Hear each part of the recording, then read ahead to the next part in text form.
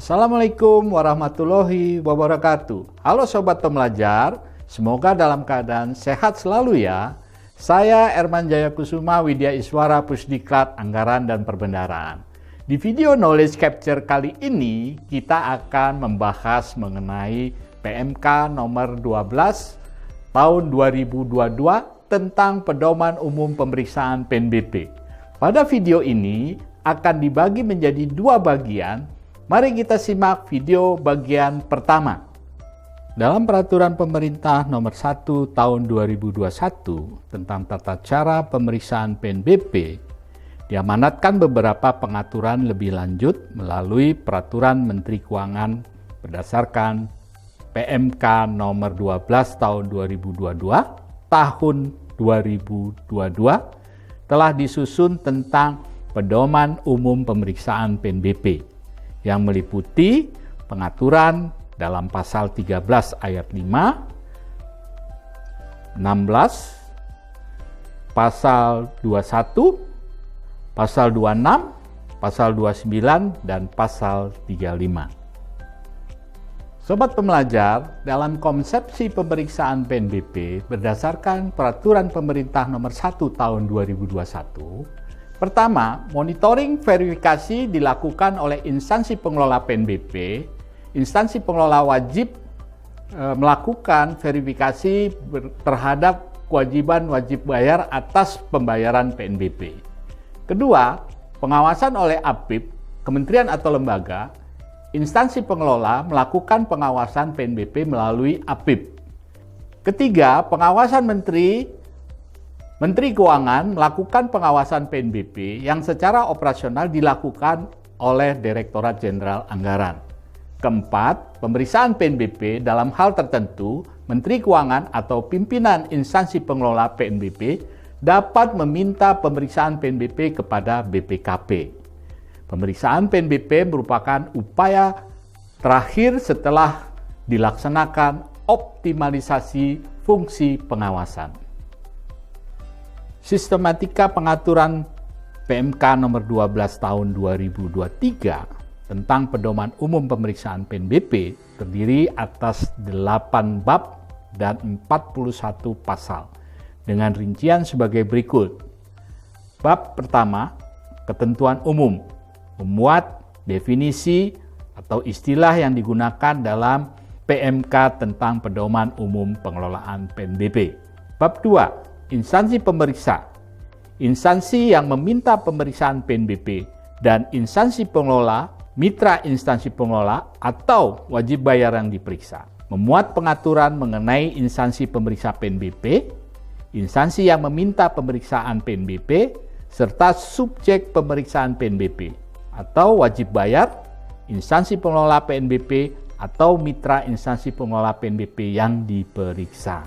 Bab 3, ruang lingkup pemeriksaan PNBP terdiri atas 3 bagian, yaitu ruang lingkup pemeriksaan PNBP terhadap wajib bayar, instansi pengelola PNBP, dan mitra instansi pengelola PNBP. Bab 4, pelaksanaan pemeriksaan PNBP.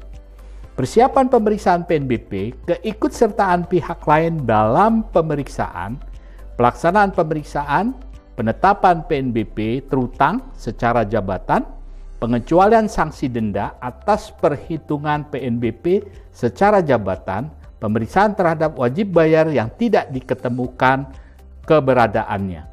Bab 5, hasil pemeriksaan, tata cara penyampaian temuan dan pemberian tanggapan atas temuan hasil pemeriksaan, dan tata cara pembahasan atas konsep laporan hasil pemeriksaan.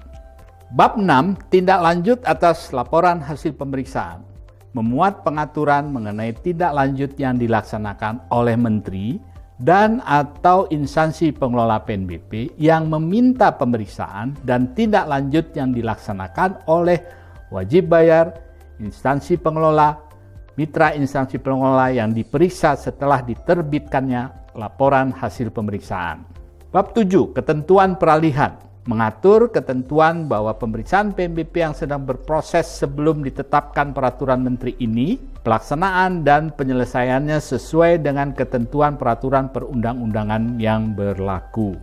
Dan terakhir, bab 8, ketentuan penutup, mengatur ketentuan pemberlakuan PMK tentang pedoman umum pemeriksaan PNBP.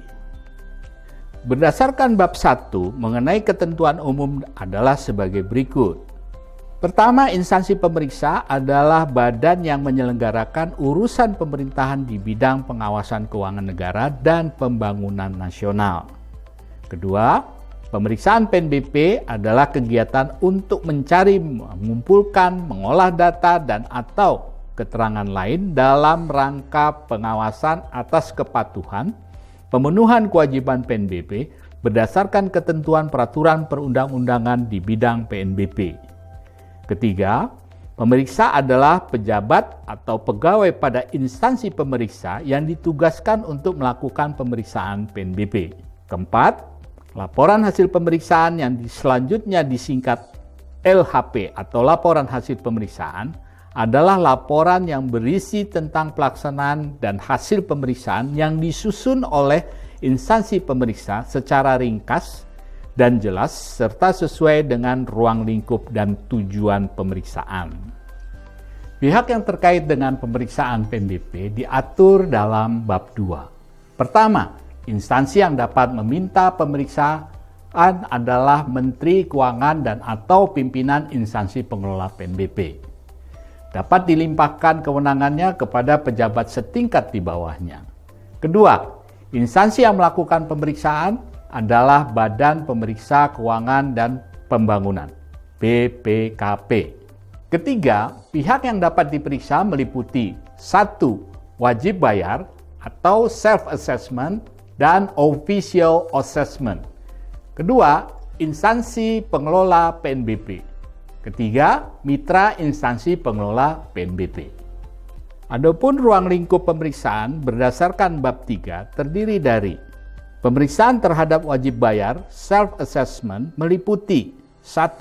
Laporan keuangan, 2. Bukti transaksi keuangan, 3. Penyelenggaraan catatan akuntansi, 4. Dokumen penatausahaan dan laporan realisasi PNBP, dan dokumen pendukung lain. Pemeriksaan terhadap wajib bayar official assessment meliputi pertama, dokumen terkait pemenuhan kewajiban PNBP, dan kedua, pemenuhan ketentuan peraturan perundang-undangan di bidang PNBP. Pemeriksaan terhadap instansi pengelola PNBP meliputi sistem pengendalian intern terkait pengelolaan PNBP, kedua, bukti transaksi keuangan, dan ketiga, pemenuhan ketentuan peraturan perundang-undangan di bidang PNBP. Selanjutnya, pemeriksaan terhadap mitra instansi pengelola PNBP meliputi 1. Sistem pengendalian intern terkait pemungutan, penagihan, penyetoran, dan pelaporan PNBP. 2. Laporan dan dokumen yang berkaitan dengan objek pemeriksaan PNBP. 3. Bukti transaksi keuangan lain. 4. Penyelenggaraan catatan akuntansi. 5. Kewajiban melakukan pungutan dan penyetoran PNBP. 6. Kewajiban melakukan penatausahaan PNBP.